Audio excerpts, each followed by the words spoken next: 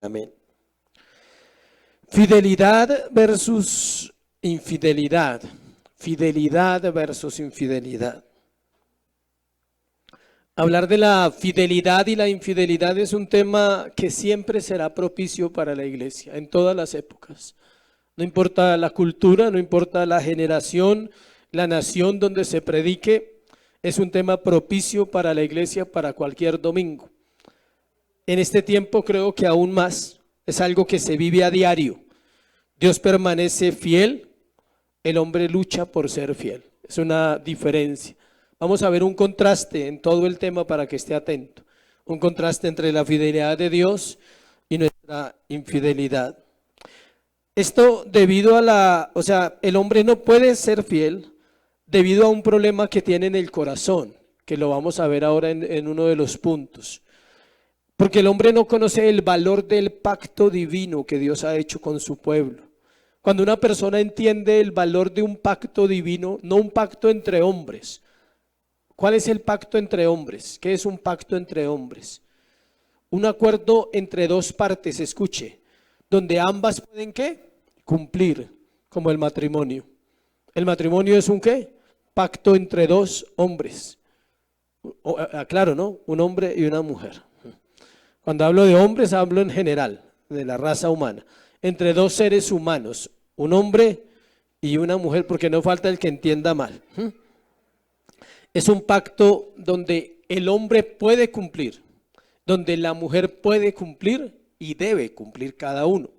El pacto con Dios es diferente, es un pacto entre Dios y el hombre, pero es un pacto en el cual el hombre no puede cumplir. Él no puede cumplir, Dios cumple. Antes de entrar tengo que hacer esta introducción para que usted entienda qué es un pacto de fidelidad que Dios ha hecho con los hombres. Cuando Dios hizo el pacto lo hizo con un hombre llamado Abraham. Es el primer pacto en la Biblia, porque hay otro pacto que se hace en la eternidad. Es el pacto de redención. Y ese pacto de redención se hizo entre la Trinidad, entre el Padre, el Hijo y el Espíritu Santo. Los tres hicieron un pacto y los tres juran por sí mismos diciendo, salvaremos al hombre. Le crearemos, pero al mismo tiempo haremos un plan ¿para qué? Para salvarle de la depravación, del pecado de su corazón. Ese es el pacto intratrinitario, el pacto de redención. Pero luego viene un pacto que es con Abraham. No lo vamos a mirar, está en Génesis desde el 12, 13, 14, 15, todos esos capítulos. Pero el pacto con Abraham es el siguiente. Dice la Biblia, se lo voy a contar, que se partieron dos animales. Y el pacto se hacía de la siguiente manera. El pacto estaba basado en un acuerdo entre personas, pero era más serio de lo que se hace hoy un acuerdo o un contrato comercial. Un arriendo, se hace un contrato, ¿cierto? Entre dos partes, ambos pueden cumplir. El que va a pagar y el que va a cobrar. El que va a cobrar tiene un cumplimiento. El que va a cumplir lo que va a pagar también debe ser fiel a ese pacto, a ese cobro. Entonces, se partían, ¿cómo era el pacto? Sobre todo en el matrimonio, escuche. El novio y la novia no eran los que pactaban, era el papá del novio y el papá de la novia. Y hacían un pacto, escuche. Y si uno de los dos hijos fallaba, ¿quién pagaba? El padre. ¿Cómo pagaba? Con la muerte. Tenía que morir. O sea que si la esposa le era infiel al esposo, moría el papá de la esposa. Y si el esposo era infiel, moría el papá del esposo. ¿Se imagina ese pacto? O sea, cuidadito, le decía el papá, cuidadito, ¿no? No se va a poner de brincón o de brincona porque me meten problemas. Ese era el pacto real que se hacía. Ahora Dios hace un pacto con Abraham y parte dos animales y dice que Dios pasa por la mitad y sale fuego y prende ese holocausto. El hombre no podía cumplir, el hombre falló. Toda la descendencia de Abraham que falló. Entonces tenía que morir ¿quién? El hombre. Tenía que morir el hombre, no Dios, porque el hombre fue el que falló. Y el hombre, al no poder pagar la deuda, Dios envía a un hombre, a Cristo, a que se haga ¿qué?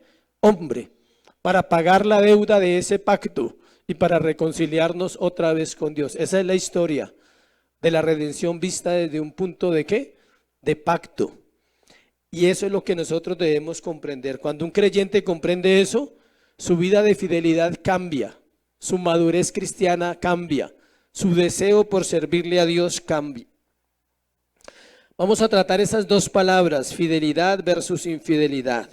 La una es un atributo del Dios Trino, la fidelidad, y la otra es el resultado del corazón caído, o sea, es una característica de la depravación total o de la naturaleza caída del hombre.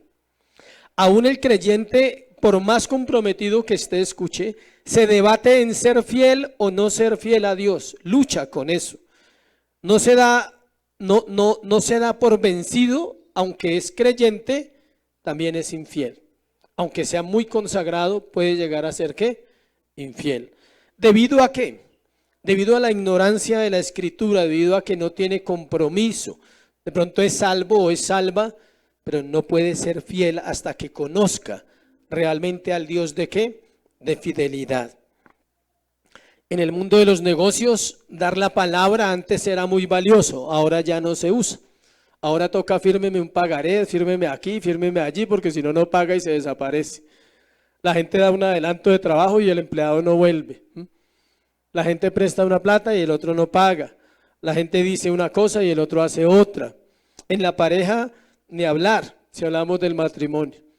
La infidelidad a un pacto. Cuando nos casamos con mi esposa hicimos un pacto y yo tengo los votos ahí guardados en un libro que estudio constantemente, y cada vez que estudio ese libro encuentro esa hojita ahí en pergamino. Y de vez en cuando la miro y digo, uy, falta, sí, me falta cumplir lo que ¿qué? Prometí. Ella también tiene sus votos guardados. Se hace un voto, se hace un pacto verbal, escrito. Si usted lo tiene, es bueno que lo mire de vez en cuando, sobre todo cuando están mal. Para que recuerde que se debe ¿qué? Cumplir ese pacto. En el mundo social, la infidelidad matrimonial abunda por todas partes. Los vínculos sagrados del matrimonio se rompen con la misma facilidad que se descarta una vieja prenda de vestir. En el terreno eclesiástico, miles de personas han prometido servirle a Dios y nanay, nada. Eso es un pacto, servirle a Dios. Señor, yo te voy a servir toda la vida. Y luego saca vacaciones cada rato. No era toda la vida, era cuando uno quisiera. Ese es un pacto santo, el pacto de servicio, de consagración. Señor, santifícame, no para mí, ¿para quién? Para Dios. Quiero servirte, quiero conocerte. Vamos a ahondar en el tema de la fidelidad de Dios primero y luego vamos a ver el tema de la infidelidad del hombre. Dios permanece fiel. Es el mismo ayer, hoy y siempre. Es el alfa y la omega, es el principio y el fin. Su reino es eterno, su palabra permanece para siempre, su corazón es inmutable, que no cambia por nada de lo que pase por nosotros. Escuche. Un engaño del hombre es pensar que Dios se va a preocupar porque usted está mal. Dios no se preocupa por usted mal. Él espera que usted haga lo que no ha hecho para que esté mejor. ¿Sí entendió esa frase? Dios no se preocupa porque usted esté mal, porque Él nos ha dado los medios de gracia para vivir en plenitud. Entonces Dios dice, espero que haga lo que le he dicho y que obedezca, y entonces su vida va a estar ¿qué? Mejor. Vamos a ver dos encabezados, como le digo. Primero hablaremos de la fidelidad de Dios y luego de la infidelidad del hombre. Entonces vamos a ver el primero. La fidelidad de Dios. No hemos leído el texto, ¿cierto? Ustedes están esperando el texto, yo ya sé. De vez en cuando hay que empezar diferente para que usted diga, uy, el pastor se le olvidó el versículo. No se me ha olvidado, tranquilos. Bueno, es parte del tema. Hay que cambiar de vez en cuando el sermón. Deuteronomio 7, del 7 al 11. Deuteronomio 7, del 9 al 11. Del 9 al 11. ¿Ya lo tienen ahí en su Biblia? En su digital, en algo. Búsquelo en algo, así sea en la mente. O sea, pero búsquelo. Bueno. ¿Ya lo tienen para leerlo? Deuteronomio 7. Deuteronomio está en la Biblia, ¿no? Le aclaro. Para los que no la leen, es un libro de la Biblia. Deuteronomio 7 del 9 al 11.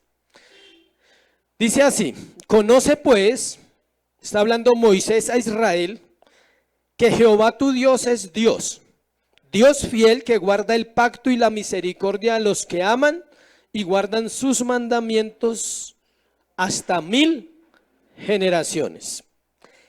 Y que da el pago en persona al que le aborrece, destruyéndolo, y no se demora con el que le odia, en persona le dará el pago.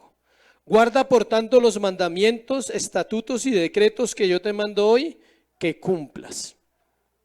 El libro de Deuteronomio, para los que no saben, le hago un contexto pequeño, es conocido como el libro de los recuerdos, recordatorio. Tiene 5 sermones que Moisés le dio a Israel en el año 40 en el desierto. ¿Escuchó bien? En el último año, o sea, en el año 40, cuando van a salir del desierto a Canaán, Moisés prepara 5 sermones y se los predica en el libro de ¿qué? Deuteronomio. Y el libro es conocido como los recuerdos. Esto ya se lo había dicho. ¿Dónde? En Éxodo, en Levítico, en Números. Él ya les había dicho que pilas, que se guardaran, que esto, que lo otro. Aquí lo que está haciendo es un ¿qué? Recordatorio. Y hoy Dios quiere que recordemos su fidelidad. La fidelidad de Dios, versículo 9. Conoce pues que Jehová tu Dios es Dios, Dios fiel, ¿sí ve? Que guarda el pacto y la misericordia a los que le aman y guarda sus mandamientos hasta 1000 generaciones. Note que no es para todo el mundo. Es para los que ¿qué? Le aman. Pero ese amor se manifiesta guardando ¿qué? El pacto que Dios ha hecho con su pueblo. Amar, decir que amamos es fácil. Hay gente que tiene una relación sexual, se encuentran un día, una noche de copas, una noche loca, y tienen una relación sexual 2 jóvenes o 2, un hombre y una mujer, y al otro día en la mañana dicen, te amo. Uno dice, uy, qué poderoso, ¿no? Ese amor. Y luego dice, ¿cómo es que te llamas? O sea, ¿me recuerdas tu nombre, porfa? O sea, o a los 3 días o a los 4 meses. ¿Cómo es que es el nombre? Marta, ¿cómo se llama? O sea, ¿sí? ¿Sí ve? Ese es el amor humano. Ese es el amor tan bajo, tan ignorantes que somos del amor verdadero. ¿Cómo será el amor de Dios por nosotros? ¿Sabe por qué Dios puede decir que nos ama? Por una sola razón. Porque Él nos conoce. Y algo que demanda el amor verdadero, iglesia, es ¿qué? Conocimiento. Entre más conoces a tu pareja, para que lo ubiquemos aquí terrenal, más la podrás amar. En sus defectos, en sus virtudes. Entre más conoces al Dios de la Biblia, más te enamoras de Él. Pero ¿sabes por qué más te enamoras? 1, porque lo conoces. 2, porque dices, uy, ¿cómo me conoce? Perfectamente me conoce. Conoce todas nuestras cosas. Moisés le está recordando a Israel que conoce. ¿Sí ve la palabra primera? Conoce, le dice. O sea, preocúpense, iglesia, por conocer esa fidelidad de Dios. Es un atributo hermoso, la fidelidad de Dios. ¿Por qué? Porque lo lleva a usted a una palabra que necesitamos urgentemente en la iglesia, se llama fe. La fidelidad de Dios alimenta ¿qué? Mi fe. Es como decir, cada atributo cumple una parte en la vida del creyente. Por ejemplo, el amor de Dios, ¿qué hará en nosotros? Fácil, nos enseña a amar al prójimo. La fidelidad, ¿qué nos enseña? Fe. Dice, ¿cómo Dios puede ser tan fiel conmigo? ¿Y cómo yo puedo ser tan qué? Tan infiel. Esta cualidad es esencial en el ser de Dios. Sin ella, Él no podría ser Dios, escuche. Es parte de su carácter. Si Él fuera infiel, sería un acto contrario a su naturaleza. Él no puede ser infiel.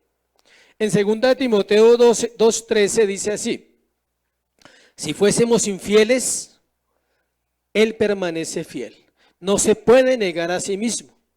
El profeta Isaías dijo del Cristo encarnado lo siguiente, en Isaías 11:5, dice, y será justicia cintos de sus lomos y la fidelidad ceñidor de su cintura. Es decir, Cristo está vestido ¿de qué? De fidelidad.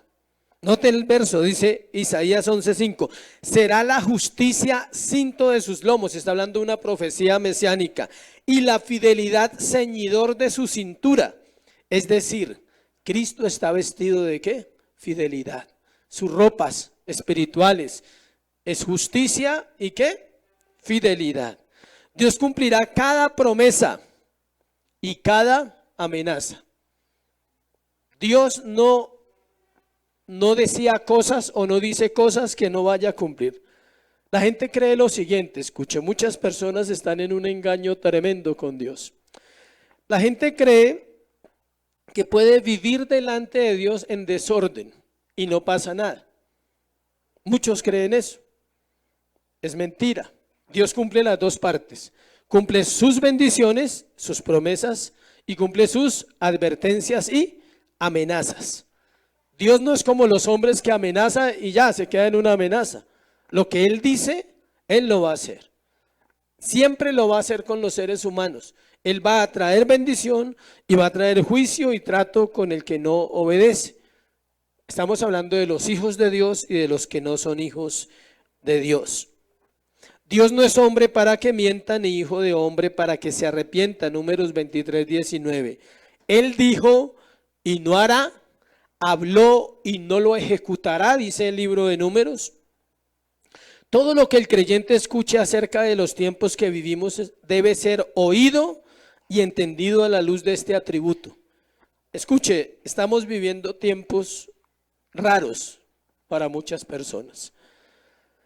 Cada rato nos llegan preguntas a gente que nos conoce hace años o gente que en algún momento hizo parte del ministerio de nosotros en estos 20 años o más. Le hace a uno preguntas. ¿Usted qué piensa de tal y tal cosa? De la vacuna, por ejemplo. ¿Qué piensa usted? ¿Qué dice la Biblia? ¿O usted qué piensa de esos videos que están mostrando que no sé qué, que esto, que lo otro? ¿Sí? ¿O usted qué piensa de la venida de Cristo? ¿O usted qué piensa de los grupos de los judíos mesiánicos, de lo que está sucediendo ahora? Hay que estar actualizado como pastor. Entonces, la respuesta que yo le doy a la gente siempre es la misma. Le mando un audio y le hablo de la soberanía de Dios. Le digo, Dios está sentado en su trono. Él no está parado. No sería Dios. Escuche bien. Dios está como dice la Biblia. La Biblia no dice que Él esté de pie así. Uy, qué camello, o sea, ¿sí? Qué chicharrón esa tierra, o sea. Hasta los creyentes viven enchicharronados, no solo los del mundo. Imagínense a Dios allá pensativo y mandando ángeles y haciendo cosas raras porque está preocupado, o sea, con la tierra. No, Dios, es soberano. Le digo tranquila o tranquilo, le digo. Mientras Dios esté en su trono, Él es soberano. Le digo, preocúpese el día que no oscurezca, ese día preocúpese. Preocúpese el día que las tinieblas cubran la tierra y no haya ni día ni noche. Ese día realmente es día de pánico, de terror, o sea, ¿sí? Pero mientras usted vea que en las 6 de la tarde oscureció, relax, Él está en control. Y si usted ve al otro día que amaneció a las 6 de la mañana, está clarito y dice, uy, Dios sigue ahí, ¿sí? Dios sigue ahí sentado, tranquilo. ¿Por qué? Porque nosotros vivimos tiempos de mucha especulación, de muchas mentiras, de mucho engaño. Claro que no solo nosotros. Cuando hubo la pandemia en el año 1300, en el siglo XIII, XIV y XV, la gente pensó que era el apocalipsis. El fin del mundo, dijeron, el mundo se acabó. En el año 2000, hace poquito, miles de personas se convirtieron, entre esos yo, pensando que el mundo se iba a acabar. Yo pensé que el mundo se iba a acabar, porque yo toda la vida desde niño escuché eso. Los que tenemos más edad sabemos que en el año 2000 se acaba el mundo. Y en el 98 el Señor intervino. Yo dije, uy, gracias, ya, listo. Que se acabe esta vaina, yo decía. Y mucha gente vino a Dios. Y hoy en día siguen hablando que en tal año se acaba. Los mayas dijeron cuándo se acababa. 2012. El 12 del 12 del 12. ¿Se acabó el mundo? No, porque ¿quién lo dijo? Los mayas. No lo dijo Dios. Dios se ríe, dice, oiga, pero qué afán, ¿no? O sea, qué afán de que se acabe el mundo. No se puede acabar hasta que el Señor haga lo que tiene que hacer. Escuche, vamos a mirar unos textos que nos dan esa fe, esa esperanza. Hace más de 5,000 años, Dios le dijo a Noé los siguientes. Mire Génesis 8:22. Estamos hablando de la fidelidad de Dios. Génesis 8:22. ¿Cuánto hace que le dijo eso a Noé? 5,000 años, más de 5,000 años, creo que más. Mientras la tierra permanezca, no cesarán la sementera y la siega, el frío y el calor, el verano y el invierno, el día y la noche. ¿Esa palabra ha dejado de cumplirse en los últimos 5,000 años? ¿Por qué? Porque Dios es fiel. Porque Él no miente. Él le dijo a Noé mientras eso. O sea, cada vez que llueve, acuérdese. Cada vez que haga sol, acuérdese. Cada vez que cambie el clima, diga, uy, estamos en verano. Dios está ahí. Estamos en invierno. Dios está ahí. ¿Sí? Que el clima se puso pesado. ¿Sí? Ahí está el Señor. ¿Sí? Que la tierra sigue produciendo papa, yuca, plátano, arroz. Dios está ahí. Imagínense. Esa es la fidelidad de Dios. Dios le dio a Abraham en Génesis 15, miremos Génesis 15, una promesa le dio. Esta ya se cumplió, pero nos muestra la fidelidad de Dios claritica. Mire tan chévere, dice Génesis 15 del 13 al 16, léalo. Dice, entonces Jehová dijo a Abraham, ten por cierto que tu descendencia morará en tierra ajena y será esclava allí y será oprimido, ¿cuándo? 400 años. Note la promesa, es una promesa, una palabra de Dios que se la da a Abraham. Y lea Éxodo 12:41 para que vea que se cumplió exactamente lo que dice esos versículos. Se cumplió en Éxodo 12:41. ¿Cuántos siglos pasaron? 4. Y la palabra que Dios le dijo a Abraham seguía ¿qué? Igualita. Entonces tenga en cuenta que lo que Dios ha hablado a su corazón se va a cumplir, para bien o para bien. Éxodo 12:41 dice lo siguiente: y pasados los 430 años, aquí ponen 30 años más, pero no le voy a explicar esa respuesta, aunque la tengo porque no tengo tiempo, de por qué en Génesis dice 400 y aquí dice 430, pero no se preocupe que la Biblia no está equivocada. Bueno, cuando prediquemos Génesis lo aprendemos. Pasados los 430 años, en el mismo día, todas las huestes de Jehová salieron de la tierra de Egipto. La palabra que le dio a Abraham en Génesis 400 años antes se está cumpliendo, ¿sí o no? ¿Lo puede ver ahí en la Biblia? ¿Por qué? Porque Dios es fiel. Él cumple sus promesas. Vamos a ver por qué es fiel. Si quiere anotar ahí primer punto. ¿Por qué Dios es fiel? Uno dice, bueno, Él es fiel, chévere, pero ¿por qué? Y ahí hay otro atributo. Él es fiel, puede anotar ahí, Dios es fiel porque es inmutable. Versículo de Deuteronomio, la parte C del versículo 9. Dice, vamos a leerlo todo otra vez el versículo 9. Conoce pues que Jehová tu Dios es Dios, Dios fiel que guarda el pacto y la misericordia a los que le aman y guardan sus mandamientos ¿hasta cuánto? 1000 generaciones. O sea, Dios es fiel porque es inmutable. La inmutabilidad de Dios está relacionada a esa fidelidad. Esto debe ser un consuelo para la iglesia de todos los tiempos. Dios no cambia. Alguien dijo, la inmutabilidad de Dios es la mejor bebida para refrescar un alma que desfallece. Cada vez que usted, el año entrante, si Dios le permite vivir, esté desanimado, diga, uy, me acuerdo que dijeron en el último sermón del domingo de la iglesia que Dios es inmutable. O sea que el que estoy cambiando soy yo, no es Él. Yo soy el que tengo el problema y algo está pasando en mi corazón y me está afectando porque Dios sigue siendo el mismo. Él va a estar ahí en enero y va a estar en diciembre si usted está vivo. Y va a estar de la misma manera. Él no va a cambiar. Escuche, Dios no se emociona porque usted ore más, ni se entristece porque ore menos. Él es igual. Él dice, si ora, pues chévere, porque lo puedo bendecir. Si no ora, pues no puedo. Ya. ¿Sí ve? Y no es condicionado. No, ay, voy a orar para que me bendiga. No, es un principio de comunión. El nombre con el cual Dios se reveló a Israel, estamos hablando en contexto Antiguo Testamento y es solo Antiguo Testamento, no vamos a ver nada del Nuevo. El nombre con el cual Dios se revela a su pueblo, a este pueblo que estamos en Deuteronomio, ¿cuál es? Yo soy el que soy, Éxodo 3:14. Yo soy el que soy. ¿Qué entiende usted por esa frase? Él es, no podemos hacer nada más, no tiene revelación, no tiene explicación. Usted puede matarse estudiando la Biblia, estudiando comentarios, libros, hebreo, griego, no encuentra nada. Simplemente esa frase, yo soy el que soy y punto. Yo soy. ¿Qué encierra eso? Todo. Lo abrió un poquitico, lo abrió un poquito en el Nuevo Testamento, en el libro de Juan. Yo soy la luz del mundo, yo soy el buen pastor, yo soy la puerta, yo soy la resurrección y la vida, yo soy la vid verdadera, yo soy el pan de vida. ¿Y cuál me falta? Ya lo dije. El camino, la verdad y la vida me faltaba, Juan 14:6. Eso lo dijo él para ampliar un poquito la revelación al Nuevo Testamento de quién es el gran yo soy. Ese es nuestro Dios, yo soy. Entonces, cuando usted esté en cualquier situación, lo puede aplicar fácilmente. Él es mi sanador, por ejemplo, o Él es mi libertador. Él es mi castillo, mi roca.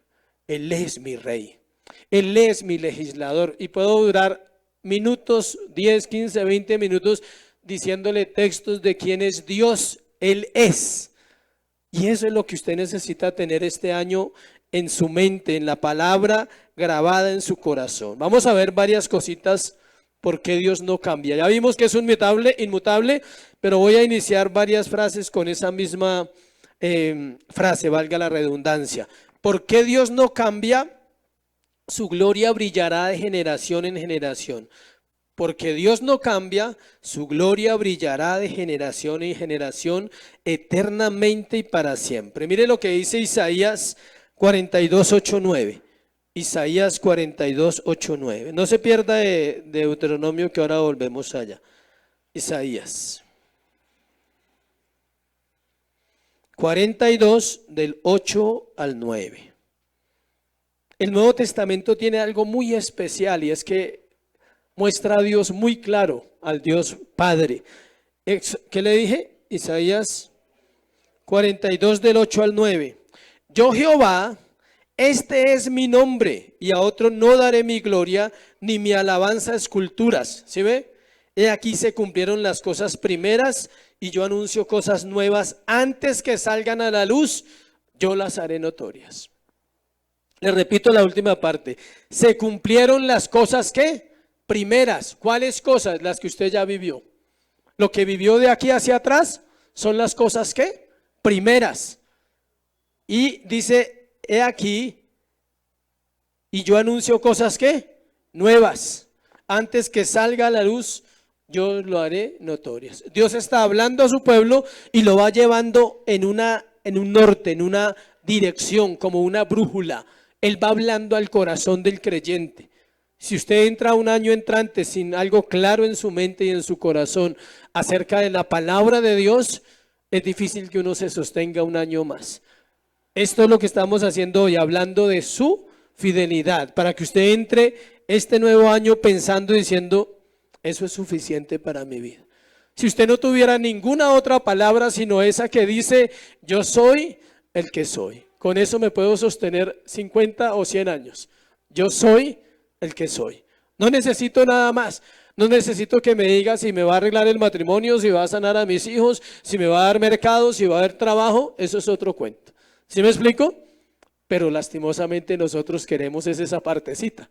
¿Y cómo me irá a ir en el trabajo? ¿Bien?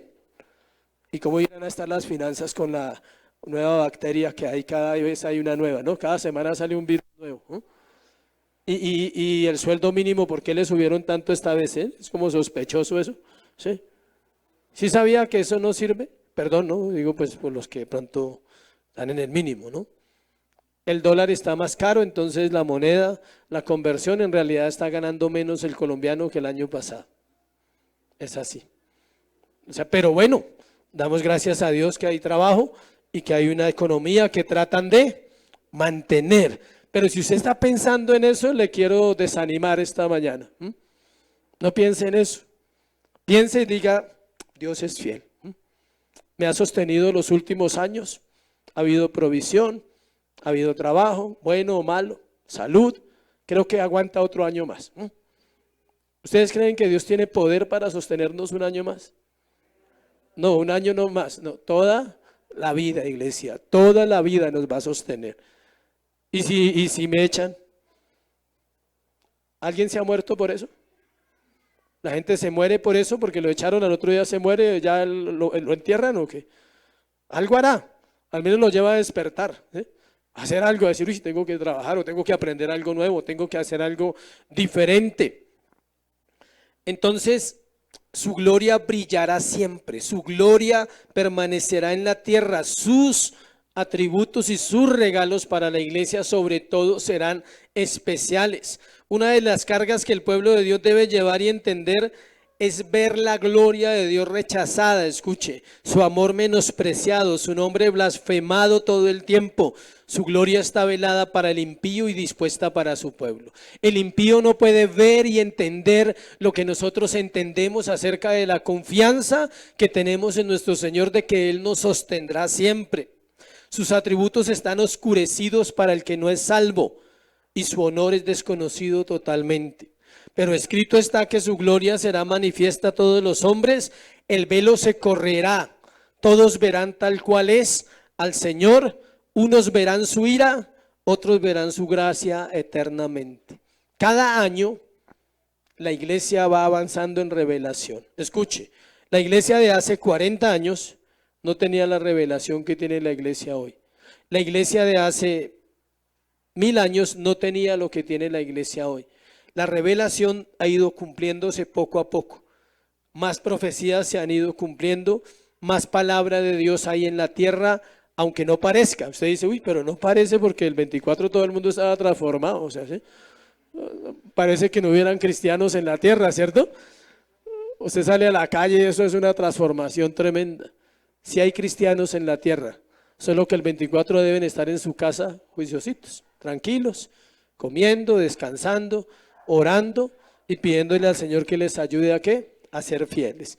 Entonces, el cristiano no tiene por qué afectarle el mundo cuando ya está establecido en la palabra. Otro asunto, ¿por qué Dios no cambia? Escuche. Porque Dios no cambia, su iglesia será preservada, será librada bajo sufrimientos y aflicciones, pero también será bajo bendiciones levantada, porque Dios no cambia. La iglesia de todas las épocas ha caído en luchas que ella no podría soportar si Dios cambiara, pero Él no ha cambiado. Dios libró a Noé y a su familia de la muerte en el diluvio. ¿Cuántos libró? 8. Salvó a Moisés en una canasta para cumplir un propósito. Libró a Israel de Egipto. Más de 2 millones de personas lo sacó de Egipto. Salvó a David de Saúl, su perseguidor. Libró a Mardoqueo de la horca que habían preparado para él y ahorcó al que la había preparado. Libró al profeta Jeremías de la cisterna. Estaba hasta aquí, metido en una taza de baño en esa época. Para los que no entienden. ¿Sí sabe qué es una cisterna? Era una taza de baño, lo que era el baño de esa época. Y estaba hasta aquí, no le puedo decir de qué, pero estaba hasta aquí el profeta. Y le daban pan y agua. Y Dios libró a Jeremías en ese tiempo. Dios destruyó a Babilonia. Cristo destruyó a Satanás en la cruz del Calvario para darnos libertad. Y cada vez que la iglesia ha estado perseguida por los gobiernos tiranos, nuestro Dios ha guardado todo, porque Él no cambia. No se le haga raro. Tenemos que orar por el año entrante, las elecciones. Si el comunismo sube, la iglesia no la va a tener fácil. Si la izquierda sube, la iglesia va a tener luchas, persecuciones disimuladas todavía. No abiertas, como en otros países, porque todavía hay una parte del gobierno que es está luchando, siempre hay una lucha, pero tenemos que orar. Si llega a pasar, escuche claramente, es la voluntad de Dios, no es el hombre. Ningún hombre pone a otro hombre a gobernar. Si llegase a pasar que nuestro país pasa de ser un país democrático a un país comunista, sería la voluntad de Dios. Pero la iglesia sufriría. Los cristianos serían perseguidos en las labores, en los puestos, en muchas cosas, y se probaría un poquito más nuestra fe. Pero si no pasa, es la voluntad del Señor que sigamos como vamos. Pero si pasa, debemos seguir igual. La iglesia debe reunirse si le permiten, y si no, también. Debe seguir luchando por reunirse. En los tiempos de persecución, Dios tiene un plan para la iglesia, y Dios le habla a uno de cómo se debe hacer la iglesia perseguida. Se hace en casas para que vayan sabiendo, para que estén preparados por si algún día llega eso y ustedes están en esta congregación y yo soy el pastor, entonces yo voy a ir a sus casas a hacer la iglesia. En grupos pequeños se hace, 5, 4, más trabajo, pero hay que hacerlo para uno. En una casa en silencio, pasito, bajito volumen, o pueden poner ranchera pero no pueden poner alabanza, ¿sí? Así es los tiempos difíciles. Pero la iglesia no va a parar. ¿Por qué? Porque Dios no cambia con su iglesia. La iglesia va a seguir. Porque Dios no cambia, guardará su pacto para siempre. Él es el padre de la iglesia, Él es el esposo de la iglesia, Él es el pastor de la iglesia, Él es amigo de la iglesia, es el protector, es el sanador, es el libertador. Él es todo de su iglesia. ¿Por qué? Porque Él no cambia. Si usted hoy se va de esta reunión pensando solo en esa frase que le ha repetido 20,000 veces y todavía me falta repetirla más, es porque Dios, ¿qué? No cambia. Que le quede claro en su cabeza todo el día y mañana diga, uy, es verdad que Dios no cambia. Ayer lo dijo como 200 veces el pastor, ¿sí? El profeta proclama a gran voz en Isaías 51. Miremos qué proclamó el profeta Isaías. Todo. Tarea, léalo hoy en su casa. No lo voy a leer todo, pero donde lo quiera yo leer, lo puedo leer. Y usted va a ver las palabras de Dios para su pueblo. Dice, palabras de consuelo para Sión. No lo voy a leer todo, voy a leerlo salteado para que usted se dé cuenta que por donde usted lo lea, entendemos que Dios no cambia. Oídme, pueblo, los que seguís la justicia, los que buscáis a Jehová, mirad a la piedra de donde fuisteis cortados y al hueco de la cantera de donde fuisteis arrancados. El profeta está hablando al pueblo de Dios y le dice, mirad a Abraham vuestro padre y a Sara, que os dio a luz, porque cuando no era más que uno solo, lo llamé, lo bendije y lo multipliqué. Ciertamente consolará Jehová a Sión, consolará todas sus soledades, cambiará su desierto en paraíso y su soledad en huerto, y Jehová se hallará en ella alegría y gozo, alabanza y voces de canto. ¿Todo eso por qué? Porque Dios es fiel.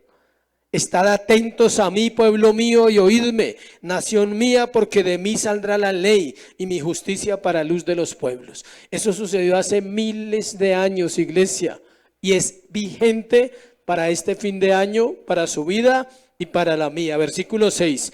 Alzad a los cielos vuestros ojos y mirad abajo la tierra, porque los cielos serán deshechos como humo y la tierra se envejecerá como ropa de vestir. Está profetizando el final de los tiempos. Y de la misma manera perecerán los moradores, pero mi salvación será, ¿qué?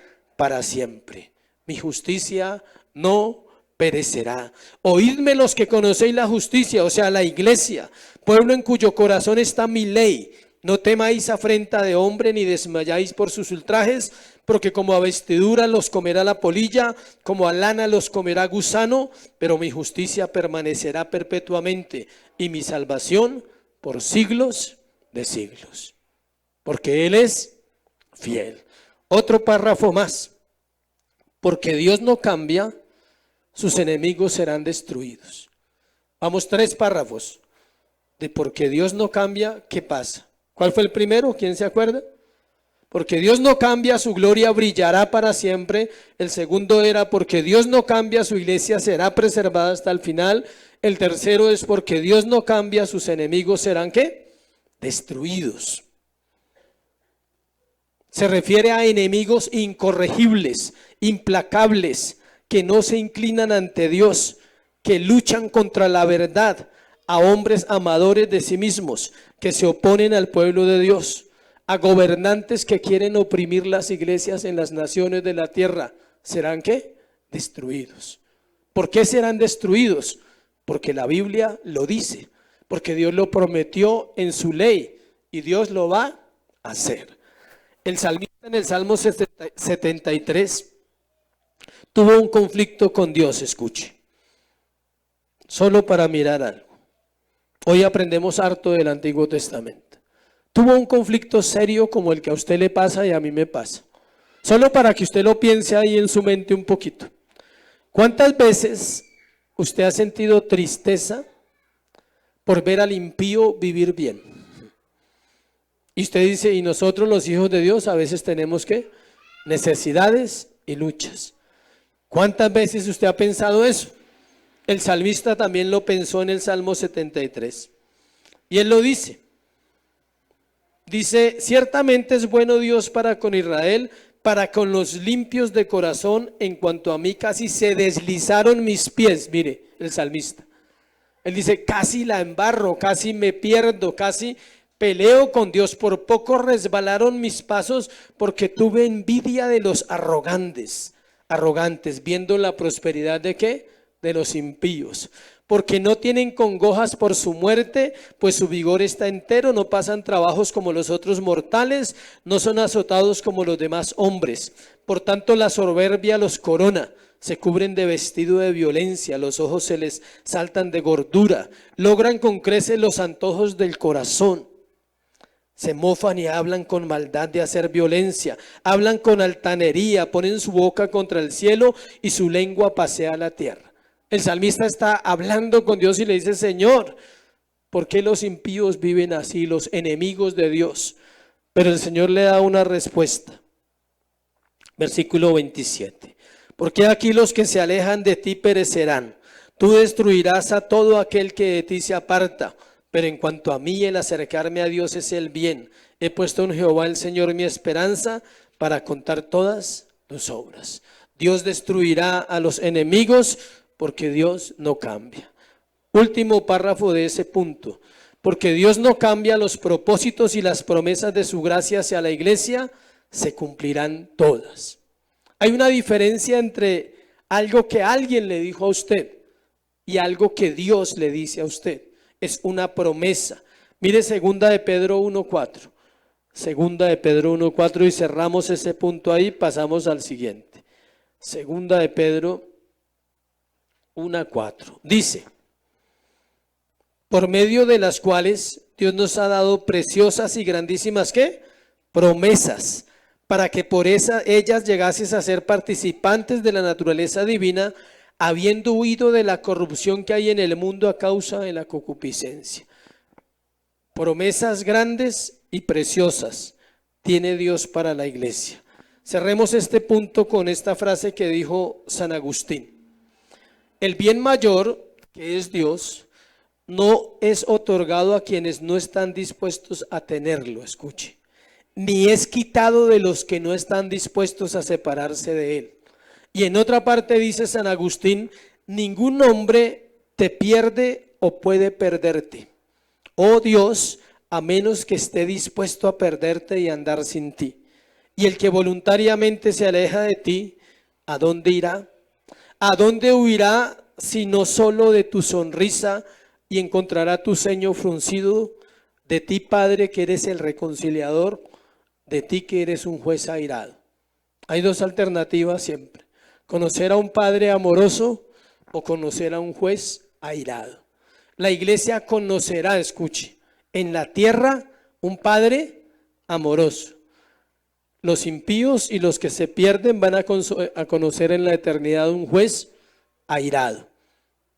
Solo Dios sabe dónde va a estar cada uno de nosotros, pero como iglesia creemos y confiamos que estamos conociendo a nuestro Padre amoroso a través de ¿qué? De las Escrituras. Segundo punto, la infidelidad del hombre. Volvamos a Deuteronomio, versículo 10. La infidelidad del hombre, en versículo 10. Dice, y que da el pago en persona al que le aborrece, destruyéndolo, y no se demora con el que le odia, en persona le dará el pago. Dios, en toda la escritura, escuche, advierte al hombre sobre la infidelidad que éste tiene hacia él. Devuélvase a Deuteronomio 5, versículo 7. No tendrás dioses ajenos delante de mí. ¿Sí ve? Lea el versículo 6. Yo soy Jehová tu Dios que te saqué de la tierra de Egipto, de casa de servidumbre. No tendrás dioses ajenos delante de mí. Para poder hablar de la infidelidad del hombre lo vamos a hacer desde un aspecto nomás. Son muchos, pero solo tomamos uno porque tiene que ver con la fidelidad de Dios. ¿Cuál creen ustedes? ¿Ah? La idolatría. Ese es el problema y eso es lo que hace que nosotros seamos ¿qué? Infieles. La idolatría. Vamos a mirar un poquito de la idolatría y en estos tiempos se ve mucho, ¿sí sabe? La gente es muy idólatra en estos tiempos porque vivimos de dioses paganos, de falsedades. Ahí radica toda la infidelidad del creyente. El creyente es infiel porque es idólatra. San Agustín también dijo esta frase, que nosotros somos fabricantes ¿de qué? De ídolos. ¿Sí sabía? Si usted no tiene, usted se fabrica uno. Así como Israel se fabricaba uno ¿de qué? Del leño, del palo. Dice que Dios le dice a Israel que tomaban un palo como este y de ese palo hacían un dios y del resto hacían un asado. ¿Sí entiende? El hombre quiere suplir su necesidad de un Dios y el hombre quiere un Dios a su manera. Siempre lo hemos querido así. Queremos bajarlo del cielo y acomodarlo a nuestra manera, bajo nuestras normas. Toda la infidelidad de la vida del hombre radica en su corazón, porque damos lugar, escuche, a personas, cosas, hábitos y pecamos, dejando que eso ocupe el lugar que Dios debe ocupar. Entonces vamos a mirar varias cosas de la idolatría muy corticas. Esto es algo muy por encima, ¿no? Podríamos hacer una serie de la idolatría que es muy interesante. Es el pecado del cual más debe cuidarse la iglesia cristiana. Cuando la iglesia no se cuida de ese pecado, pierde la pureza como iglesia y empieza a desviarse poco a poco porque ha permitido dioses, ha permitido idolatría. Vamos a dar una definición primero una definición de la idolatría. Digo pues que la idolatría es aquella adoración en que el honor debido al trino Dios y a Él únicamente es dado a alguna de sus criaturas o a alguna invención de sus criaturas. Se la voy a repetir. La idolatría es aquella adoración en que el honor debido al trino Dios o al Dios trino y a Él únicamente es dado a algunas de las criaturas o alguna invención de sus criaturas. Bien sea que usted idolatra a Dios a través de otras personas o se inventa dioses. Hay gente que se inventa dioses, nosotros somos buenos para inventar. Puede variar muchísimo la idolatría. Puede asumir formas extremadamente diferentes y lo vamos a ver en dos casos. Vamos a ver el caso de un hombre inteligente, intelectual, y vamos a ver el caso de un cristiano tibio, de un cristiano liviano que todavía no entiende el pacto con Dios. Escuche. Dice, puede asumir formas extremadamente diferentes según la ignorancia, el conocimiento o la civilización o la barbarie de los tiempos en que se viven. Puede ser groseramente absurda y ridícula para algunos, o puede acercarse a la verdad, que es más peligrosa. Por ende, mucha gente defiende la idolatría. Mucha gente defiende sus afectos y en este tiempo sí se ve más. En este tiempo se idolatra la familia, se idolatran las celebraciones y se idolatra una cantidad de cosas y por un momento el creyente deja de ser ¿qué? Fiel a Dios. No es necesario que alguien niegue expresamente a Dios y a Cristo para ser un idólatra. Es decir, todos tenemos idolatría en nuestro corazón y tenemos que cuidarnos de ella. Lejos de ello, escuche, profesar reverencia a Dios y a la Biblia parece que esas personas no fueran idólatras, pero a veces es compatible. Por un lado hablamos de Dios y por otro lado tenemos nuestro idolito escondido. Todos tenemos un ídolo escondido en el corazón. O sea, muchos, pero hay uno que predomina. Hay uno que es más fuerte en nuestra vida. Cuando usted lo descubre, puede ser libre de la idolatría y libre de muchas cositas que están por ahí guardadas. Hay un ejemplo de Israel, usted lo conoce. No lo vamos a ver en el texto, solo lo voy a citar. Está en Éxodo 32, 4 y 5. Cuando ellos hicieron ¿qué? Un becerro de oro. Escuche. Dice, el texto dice allí que ellos hicieron un becerro y dijeron esta frase: estos son tus dioses. Dijeron que te sacaron de la tierra de Egipto. Note, ellos dijeron que esos dioses eran los que los habían sacado de Egipto, cuando el que los sacó de Egipto fue ¿quién? Dios. Y la fiesta en honor al becerro se conservó como fiesta para Jehová. Es decir, que la idolatría no es solo adorar algo, sino usar cosas incorrectas para adorar. Por eso le hablaba de la música ahora rato.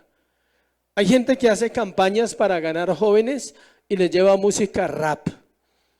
¿Sabe qué es eso? Idolatría al rap. Porque los quieren ganar con lo mismo que se perdieron. Esa música los lleva a las calles, a la rebeldía, a la protesta, a cantar en los buses, a hacer un poco de cosas. Dios te bendiga, la gloria sea para el Señor y amén. ¿Sí he escuchado esos casos cuando yo subí a Transmilenio? Y otros que creen que saben, los quieren sacar del mundo y del pecado ¿con qué? Con rap. A mí me han invitado a predicar a esos grupos.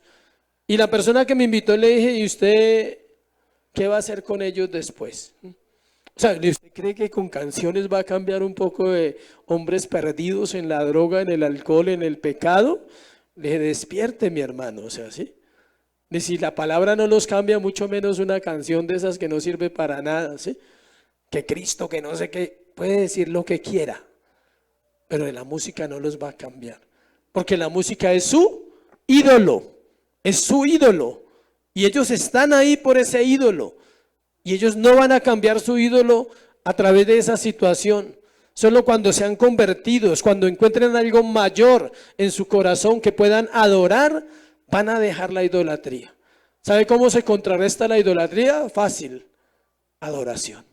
No hay otra manera. Adora al Dios Santo, dile la verdad, habla de sus atributos. Y verá que usted empieza a conocer al Dios verdadero y los ídolos empiezan a ser ¿qué? Destruidos. Ellos cometieron un gran pecado. Le dieron la honra que era para Dios a un becerro de oro. Eso ya lo he compartido acá en algunas clases de escuela. ¿Qué características tiene un becerro? Fuerte, es grande, son hasta bonitos. Si están bien cuidaditos, son bonitos. Ellos querían eso. Ellos estaban pensando que el Dios del cielo era igual a un becerro, tenía fuerza, tenía ímpetu. Ellos pensaban eso. Escuche, la idolatría no es solo adorar imágenes y personas. La idolatría es cualquier idea que usted tenga equivocada de Dios. Si usted piensa que Dios es solo amor y no cree que Dios es un Dios que se aira y castigará a las personas que se pierden en el infierno, usted es un idólatra. ¿Sí escuchó bien? Si usted cree que Dios es solo amor, usted es un idólatra. Porque está haciendo una figura de Dios que no muestra la Biblia. La Biblia muestra un Dios lleno de amor, de gracia y de misericordia. Y muestra un Dios lleno de justicia, de severidad y de ira. ¿Sí ve tan fácil que caemos en la idolatría? Si usted piensa que Dios solamente es alguien que puede proveerle, usted tiene un problema de idolatría en esa área. Dios puede proveerle y Dios puede quitarle. lo voy a mandar donde un amigo para que le pregunte, se llama Job. Vaya, pregúntele a Job. Jehová dio, Jehová quitó, sea el nombre de Jehová ¿qué? Bendito. Y no le vaya a preguntar a la esposa de Job. ¿Qué le dijo la esposa? Maldice a Dios y muérete. Y Job le dijo, como una mujer fatua, o sea, loca, necia, has hablado. ¿Sí ve? Y Job dice, aunque él me matare, en él esperaré. Porque Job creía en Dios y no era idólatra. Retengamos estas cosas en nuestra mente, escuche, y considerémoslas seriamente.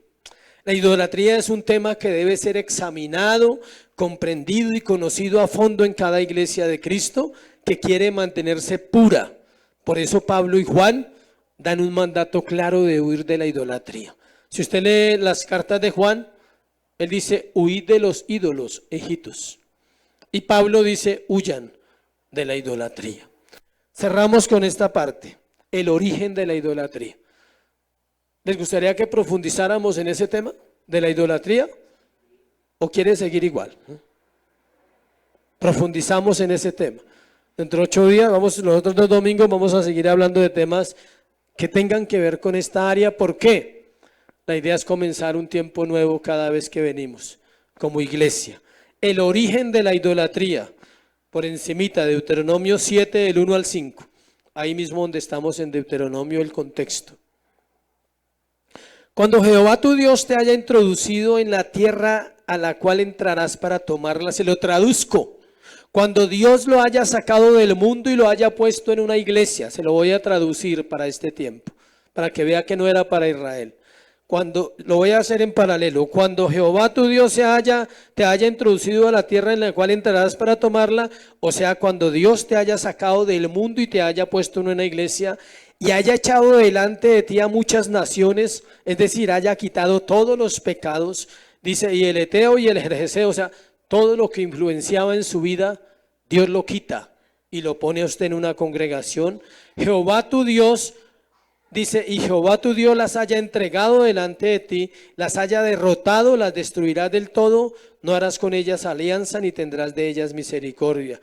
El cristiano se aparta de todas las prácticas del mundo, de todas las personas que puedan influenciarlo para llevarlo otra vez al pecado. Uy, qué pobrecito, qué esto, qué pobrecita. No, piense en su alma, diga, mi alma es valiosa.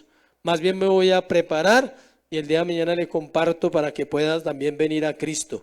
No emparentarás con ellas, no darás a tu hija ni a su hijo, ni tomarás a su hija para tu hijo. El pueblo de Dios es exclusivo, iglesia. El pueblo de Dios es exclusivo y el hombre de Dios y la mujer de Dios debe buscar a alguien que crea en lo mismo, que tenga la misma fe para que pueda ser bendecido.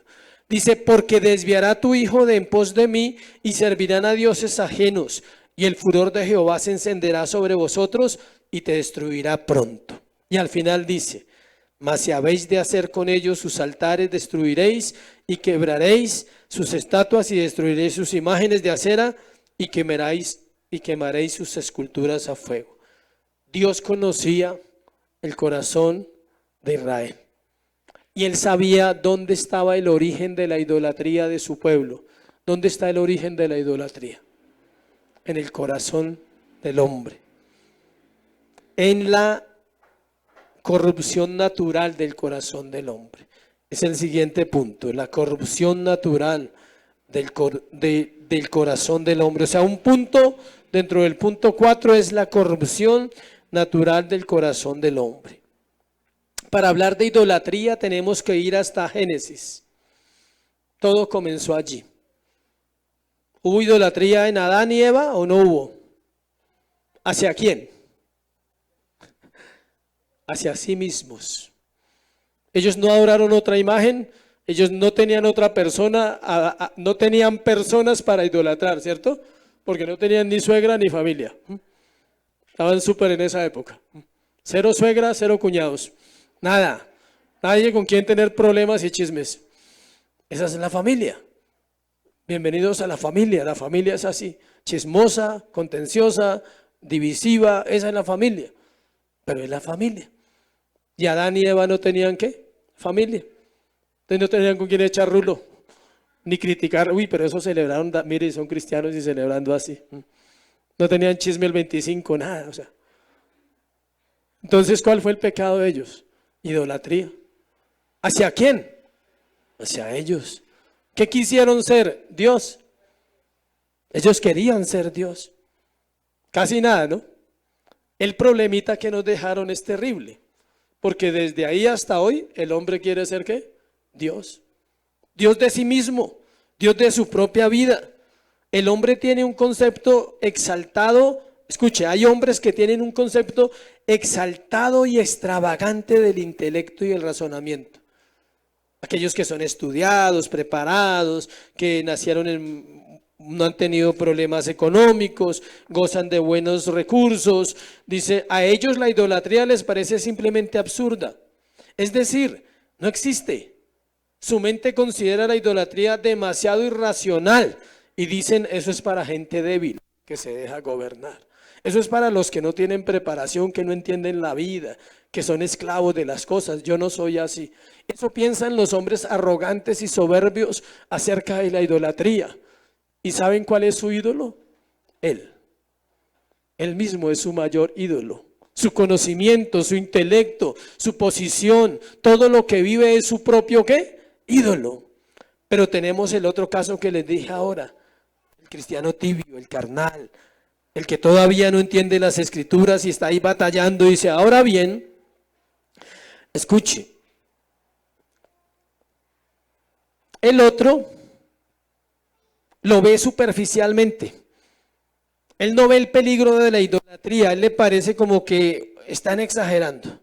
Y él ve las palabras de la iglesia y de los pastores como demasiado fuertes y dice, no, uno tiene que también llevar una vida en equilibrio y normalita, o sea, uno también tiene derechos, ¿sí? Y uno también puede vivir ciertas cosas.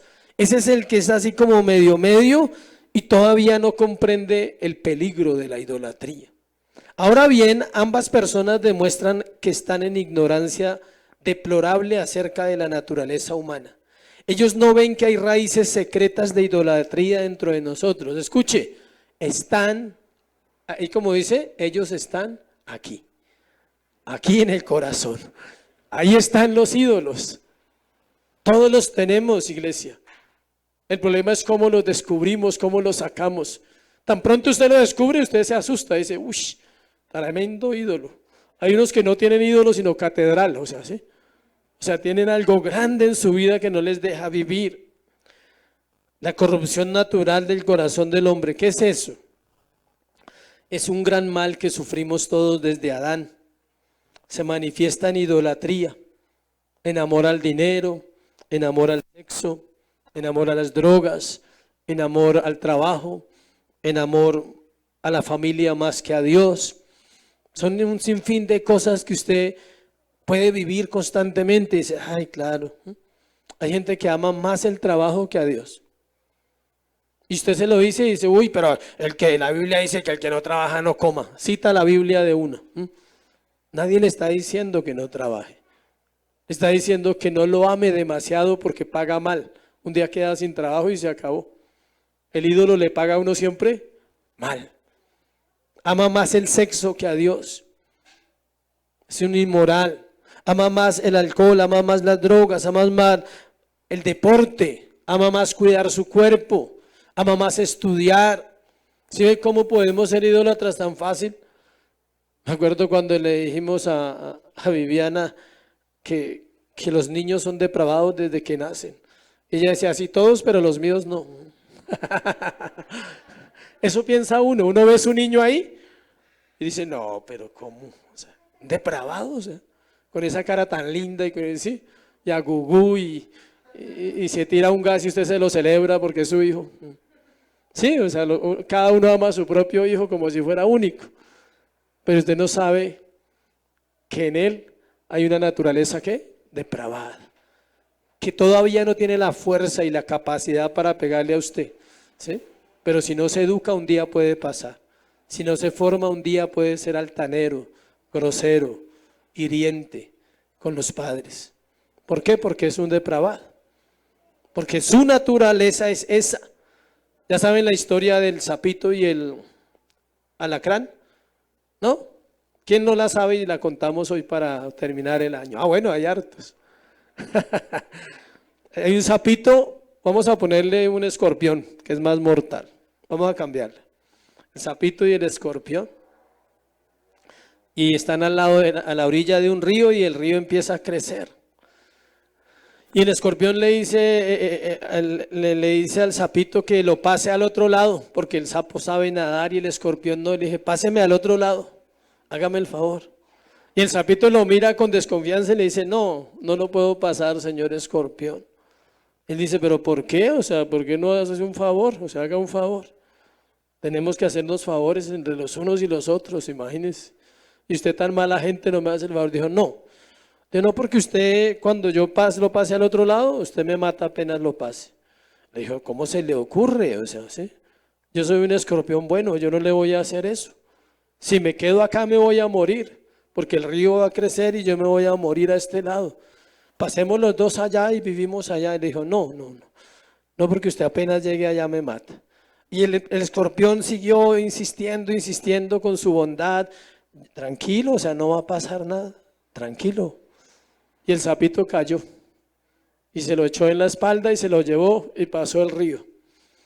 ¿Y qué pasó cuando llegó a la orilla? ¿Qué hizo el escorpión? Lo mató y le dijo, lo siento, o sea, es mi naturaleza. ¿Sí ve? Esa es la naturaleza del pecador. Somos pecadores. Pero usted no puede decir, lo siento, es mi naturaleza. Usted tiene que reconocer y decir, Señor, perdóname, o sea, es mi naturaleza, hay una lucha en mí para vivir una vida agradable a ti. En Gálatas 5, 19, 21, para que lo anote ahí, dice que los deseos de la carne son contra los del espíritu, desde el 17, y ambos se oponen entre sí para que no hagáis lo que quisierais.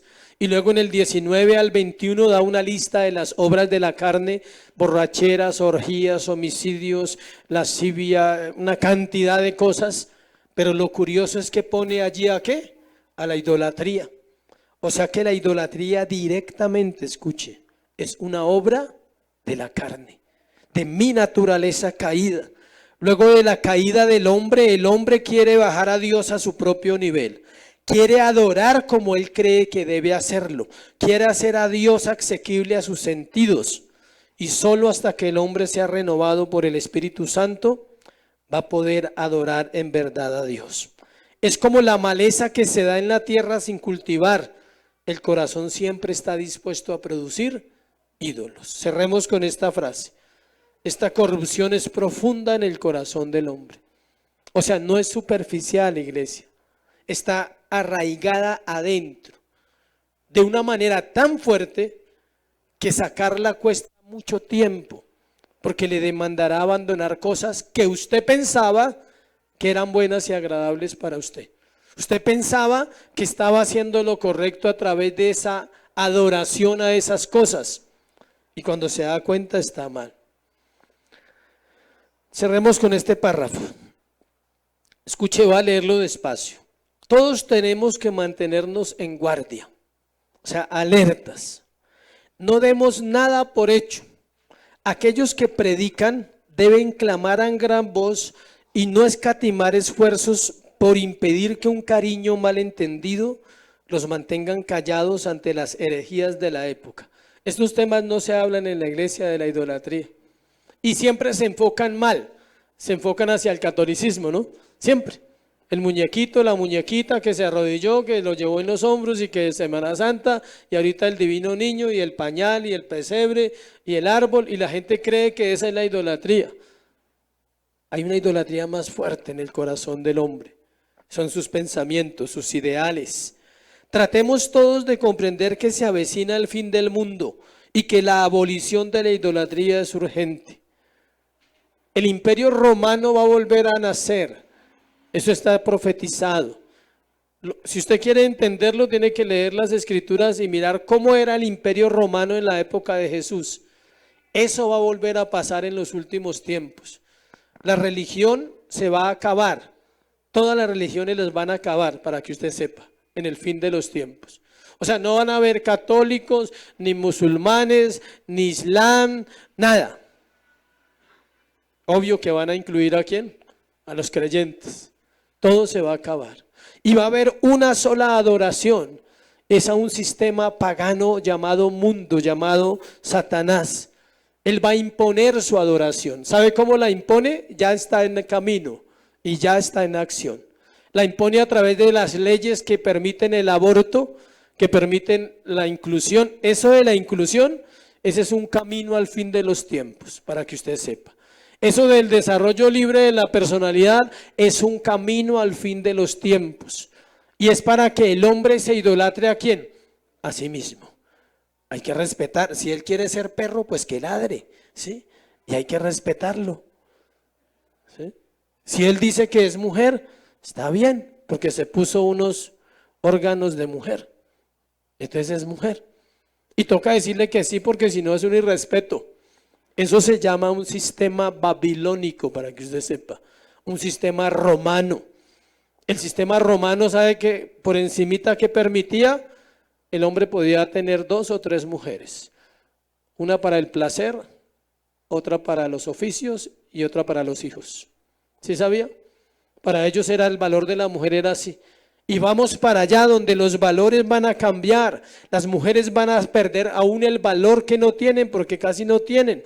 Van a ser más degradadas. Los hijos van a ser impulsados a mala crianza, rebeldía desde pequeños. Desde pequeños ellos pueden escoger si va al baño de hombres o al de mujeres. Todo eso. Y si escuchan esta predicación, pueden cerrar la iglesia cualquier día, escogen este video, entonces van a decir, usted no puede predicar porque está predicando contra un sistema, contra las Naciones Unidas, contra todo eso. Y van a callar la iglesia, van a procurar que la iglesia no hable, que la iglesia sea en silencio. Pero recuerden, Dios siempre estará ahí. En este momento nos estamos acercando a Roma. No es más bien el momento de alejarnos más y mantenernos alejados del sistema del mundo. En este momento es el momento de evitar las disculpas y disimular, de evitar las justificaciones y las corrupciones, y debemos negarnos a toda costa a vivir una vida idólatra. Somos responsables doblemente porque conocemos la verdad, y eso es lo que Dios nos va a pedir siempre como iglesia. Amén. Póngase sobre sus pies y vamos a orar, a darle gracias a Dios y a pedirle que nos guarde de estos tiempos. Amén. Padre, gracias por esta mañana, Dios, tu palabra es verdad. Señor, gracias porque tu fidelidad llena la tierra y no hay nada más valioso en este mundo que encontrar la perla de gran precio. Aquel tesoro escondido que encontró ese hombre, Señor, y fue y vendió todo lo que tenía por buscarte a ti, por obtener tu gracia, Señor. No podemos hacer mucho para vivir una vida de fidelidad, pero lo que podemos hacer lo estamos haciendo esta mañana, es exponernos a la palabra, es orar como iglesia y decirte gracias. Gracias por este año que termina. Gracias por esta congregación, gracias por cada persona que viene los domingos, gracias por los que no vienen también, Señor. Porque volverán, dice la Biblia. Tú los traerás en brazos, tú irás y pelearás por ellos, porque tú eres el único que puede sacarlos del mundo y de la idolatría. Guárdanos de ser idólatras. Hoy examina tu corazón en esta temporada de cada año, que es lo mismo, se repite lo mismo. La temporada de diciembre, donde a veces nos olvidamos del dador de todo. Que si comemos, disfrutamos, viajamos, paseamos, compramos una ropa, nunca olvides quién es tu proveedor y quién es el Dios fiel que ha permitido que lleguemos hasta este día. Podemos decir para cerrar esta oración como dijo el profeta Samuel al pueblo de Israel: hasta aquí nos has ayudado, Señor.